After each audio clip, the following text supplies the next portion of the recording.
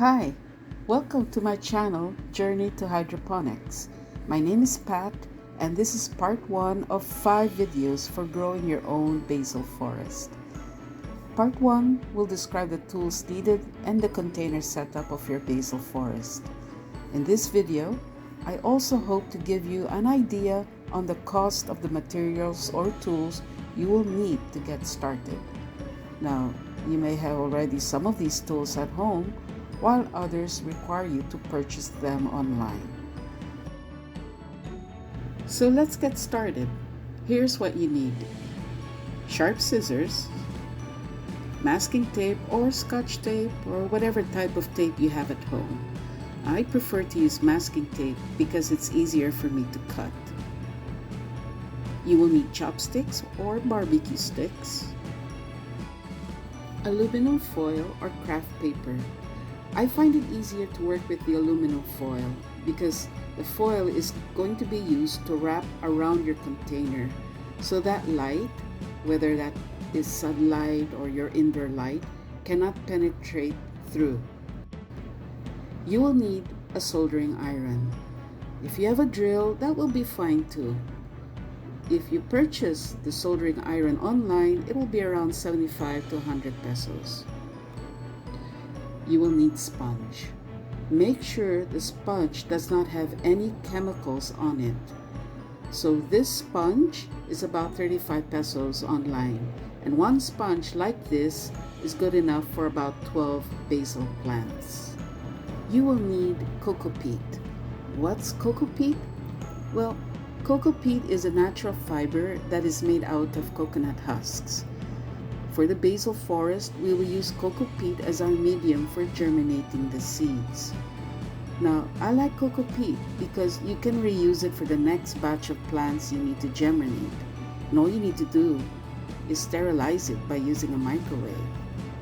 So anyways, you can purchase coco peat. 1 kilogram is about 25 to 80 pesos online. And we won't be using a lot of it because it's only going to be used for germinating the basil seeds. But you can use the coco peat for other types of hydroponic plants, such as lettuce, mints, gotukolas, bok choy or pechay, and so forth. You definitely will need a pH reader. So this is about 200 to 250 pesos online. If a stethoscope is to a doctor, the pH reader is to you in hydroponics. So the pH reader is used to measure the alkalinity and acidity of your solution. So most green leafy plants like basil want a pH reading of about 5.5 to 6.5. If your pH level is too low or too high, the roots will not be able to absorb or drink the nutrients you've mixed. So along with the pH reader, you will need a pH down and pH up solution to adjust to that 5.5 or 6.5 level that the basil requires. Each of these pH down or pH up, each of this is about 120 to 150 pesos online. For my case, I find that I use the pH down more often than the pH up, but it will depend on the water you have at home. You will need to purchase net cups. Now these net cups will be used to hold your plant. There are many sizes available, but for basil, a 2-inch wide net cup is good enough. Now when you purchase net cups, go for the wide lip net cups. Now I made a mistake purchasing these types, and I find it difficult holding the plant up, especially when the plant is exposed outside to strong wind.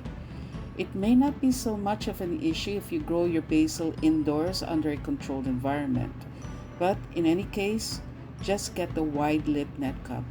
So it's about 7 pesos each when purchased online. Now, a good to have product is an automatic water dispenser like this. You can buy it around 100 pesos online. It is especially useful when you need to refill your containers with the nutrient solution. So instead of lifting this 10-liter container, and it does get very heavy, I just press the button. No lifting is necessary because I have strained my muscles lifting a 10-liter container, and I don't want you to have that problem. So this automatic water dispenser is optional, but it really is a good investment for only 100 pesos. Depending on the type of nutrient ingredient you select, you may also need a precision weighing scale. Not the one we use in the kitchen, but something like a scale that can measure up to 0.01 grams. I purchased mine online for about 200 pesos. Well, that's about it for the tools. Now, let's talk about making the containers that will hold your basil and nutrient solution. So we need to make ready some containers for our basil forest.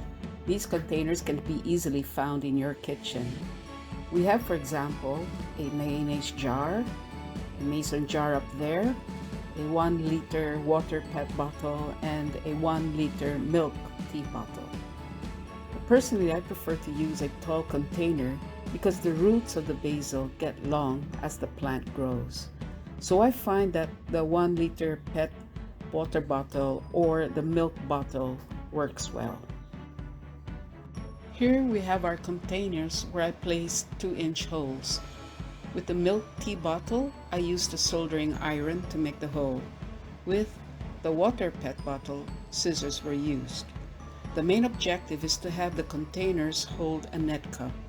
Here is an example of the mistake I initially made when purchasing the net cup.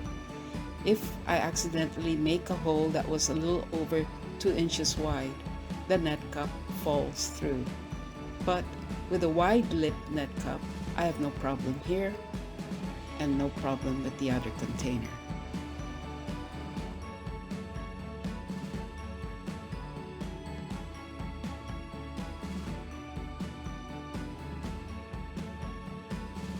We have the pet bottle and of course your rooted plant.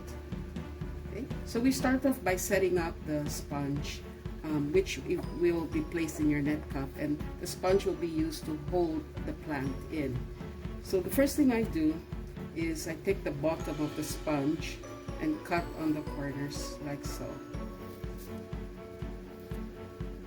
Okay, this is so that it will fit easily on the net cup, and on the edge, on the top side of the sponge, I cut the corners like so.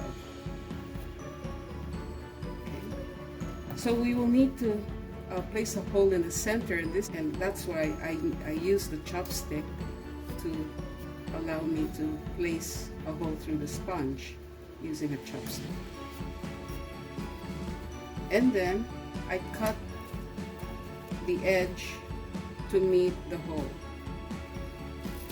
Okay, so this is where I can now slide the basil plant like this. So you get that plant and you just insert it through the hole like so. Okay, so my goal now is to place it on the net cup, and what we need to do now is position the sponge and the plant to fit properly. Okay. So the sponge is being used to hold the plant. You can use your chopsticks to help you bring down the sponge like so. So far so good.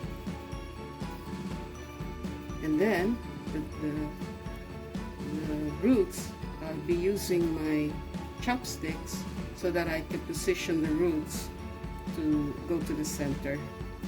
Okay, so that's pretty much set to be placed in the container.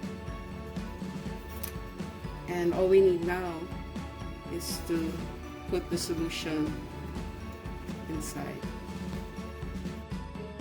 For this seedling, I will fill the container up with solution until the bottom edge of the net cup. And in time, the roots will drink up the solution as the plant grows. The next thing we need to do is cover the container with aluminum foil. to prevent light, whether it's sunlight or whether it's your indoor light, from passing through and creating algae on the roots.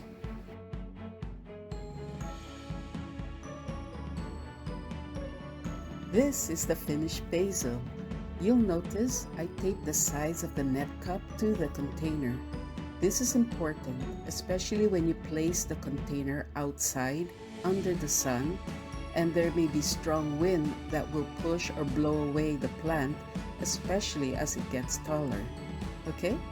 However, if you place the container indoors to use under your grow lights, you will not need to secure the net cup. Well, that's the end of part 1. We covered the tools needed and how to set up your containers for the basil forest. Coming soon, I will be covering the germination and propagation of a basil plant. In no time, I hope you will be encouraged to have a basil forest right inside your own home. Stay safe, everybody.